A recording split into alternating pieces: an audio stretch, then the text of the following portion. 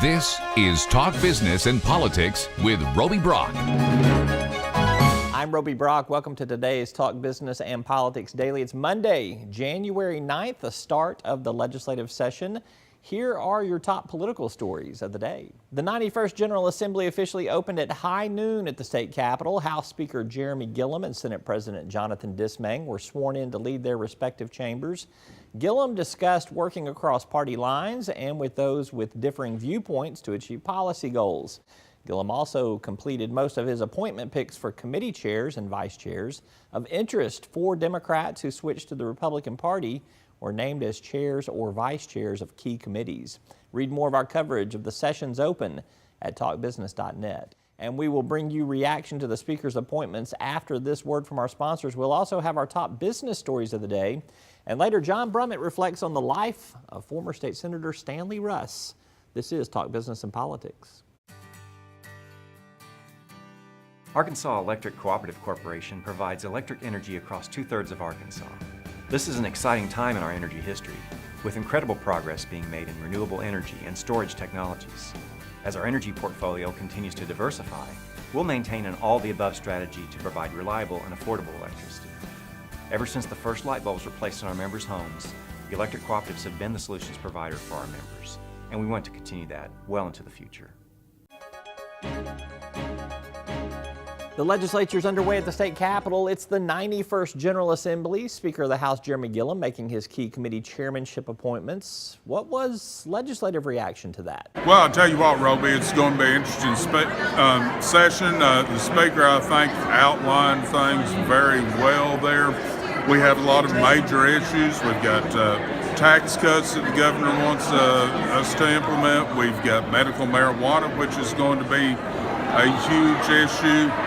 And then we've got our typical normal stuff, funding schools, what we do in education, what we do to enhance the business climate of the state.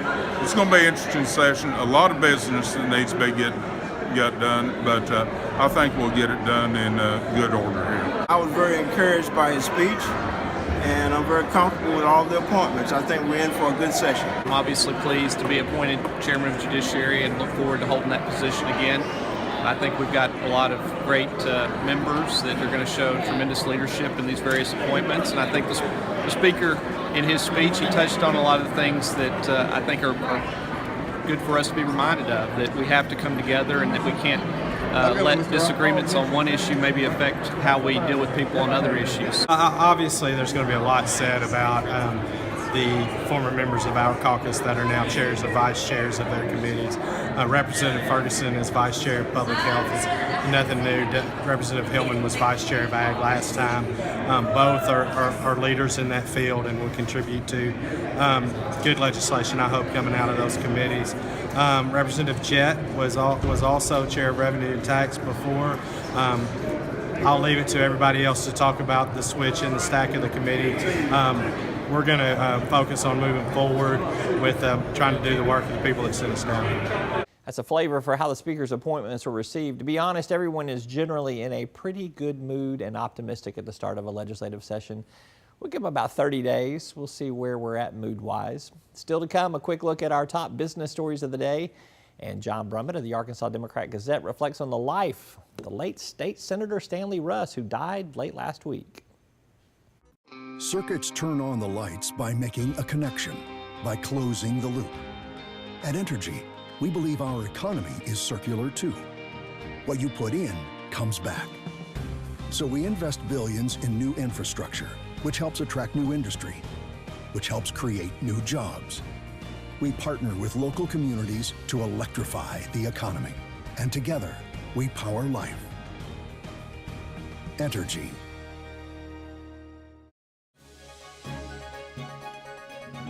Time to run through our top business stories of the day. Here's your rundown.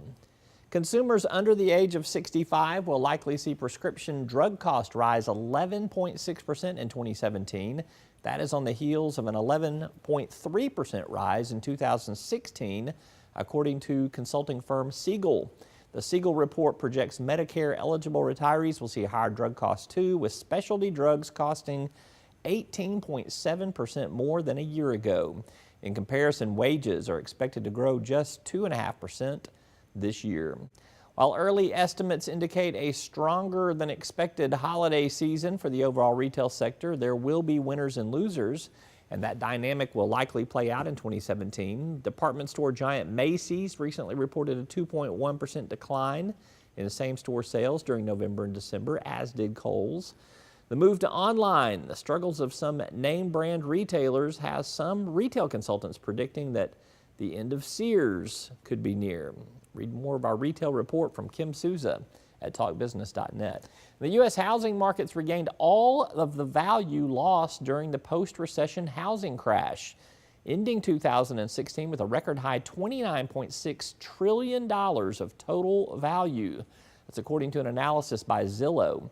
In the past year, the housing market saw a strong year of appreciation, growing 5.7% in value, or roughly $1.6 trillion. You can keep up with those business stories and, of course, our political coverage each and every day at talkbusiness.net.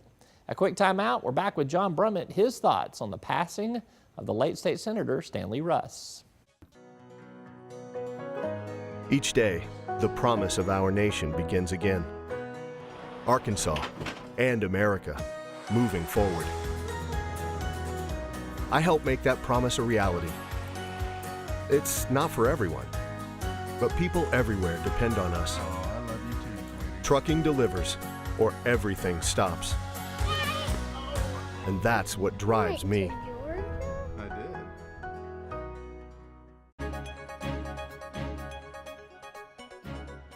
Stanley Russ of Conway, a longtime state senator at the Capitol, two-time congressional candidate, passed away last week at the age of 86.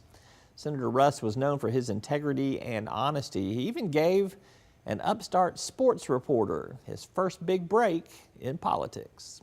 Stanley Russ, former state senator from Conway, passed away late last week. You spent a lot of time with Stanley Russ, probably your first political interview. In 1975, my first political article, in 1975 I was a sports editor, as a Cub reporter, Cub sports editor of the Log Cabin Democrat in Conway. There was a special election to replace the ousted Senator Guy H. Mutt Jones from the state senate. Conway is a state senator. Stanley Russ was the Faulkner County candidate against the Conway County favored Sheriff Marlon Hawkins candidate in a runoff. And the newspaper assigned me my first ever fate-changing, life-changing political story, which was to spend that night with Stan Russ and write about his attitude, his thinking in that evening. And I met him at the Faulkner County Courthouse, where he checked the boxes, and it showed that he had won overwhelmingly in Faulkner County. But he said to me, I said, well, that's good, isn't it? You know, he said, it may not be good enough. It depends on what they're going to steal from me up in Conway County. And I thought, this is better than sports reporting. I mean, we're dealing with great human drama here. And he said, I don't say this for my own benefit, just to say that he always said that in his personal scrapbook, that article was his favorite, because he said, I captured the level of that night, how concerned he was about whether he would have the election taken from him. And what did happen that night? He held on. Yep. The Faulkner County vote was overwhelming, so was the Conway County vote, but Faulkner County had a lot more votes than Conway County, and he held on and won by 500 votes out of 12,000. He and I became friends. He ran for Congress. I covered that. He was in the state Senate. He didn't get elected to Congress. He was in the state Senate. I was assigned to the state Capitol in 1980, and just a wonderful man. Yeah. What do you think he'd be remembered for? How he conducted himself? And he'll be remembered as for just more than decency, just a good man. Yeah. Just a very good man. And he'll also be remembered because he was, as my first story I told you about, he was the agent of reform from the old politics. And I had the great honor to get a call from him from his home hospice bed last week. And it was a conversation, you know, I'm writing about it, I think, in the Tuesday column. Okay. That meant a great deal to me. He's a fine man, very conservative, but I get along with a lot of conservatives, and I always have. Not all of them, but some. But I loved Stan Russ, and a lot of people did. That's John Brummett with the Arkansas Democrat-Gazette reflecting on the life of former state senator Stanley Russ. Our thoughts and prayers go out to his family. That's all for today's Talk Business and Politics Daily. I'm Roby Brock. We'll see you tomorrow.